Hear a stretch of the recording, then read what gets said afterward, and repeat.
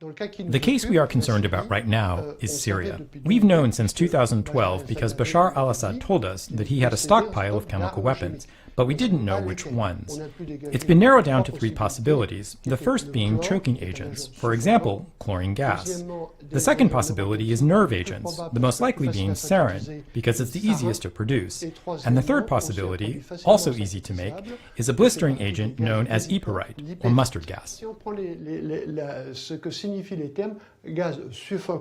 Looking at what these terms mean, with choking agents, the idea is someone with a breathing problem so severe that it leads to respiratory failure, which is fatal.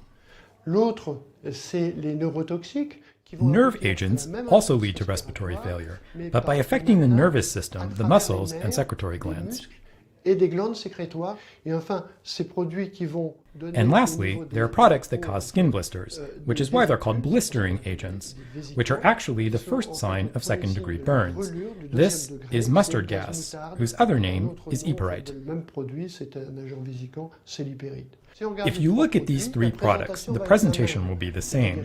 That is, stinging, tearing eyes that may be so painful that people have to keep their eyes closed. That makes it difficult or impossible for them to see where they're going and thus to get away from toxic areas. They also irritate the throat, which will sting and may cause coughing. All of these signs are common to all categories of chemical weapons, to the three listed here, plus tear gas.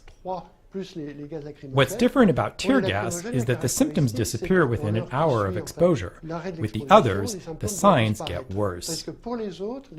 And that's how you make the diagnosis.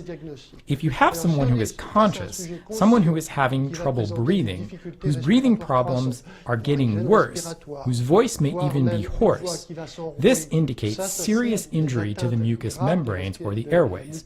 That strongly suggests chlorine.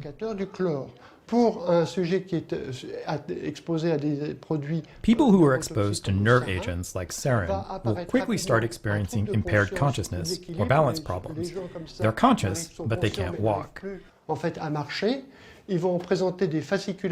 have fasciculations in their extremities that are easy to see. It's very visual.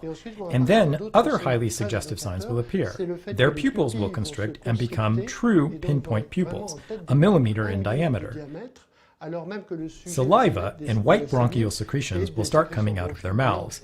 These secretions then overwhelm the respiratory tract, especially since another effect of nerve agents is bronchial constriction. The bronchi are narrowed, so they'll have trouble expelling the fluid. And then lastly, there's respiratory paralysis. So using these agents really means that you're trying to kill the person by a variety of mechanisms: internal drowning, muscle paralysis, and bronchoconstriction. That is, by causing extremely serious respiratory failure.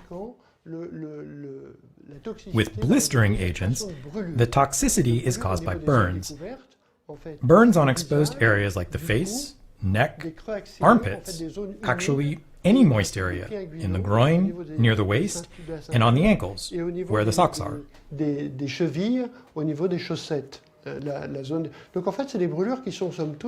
So all in all, although the burns aren't that extensive, they're extremely painful. The primary aim of these agents is incapacitation.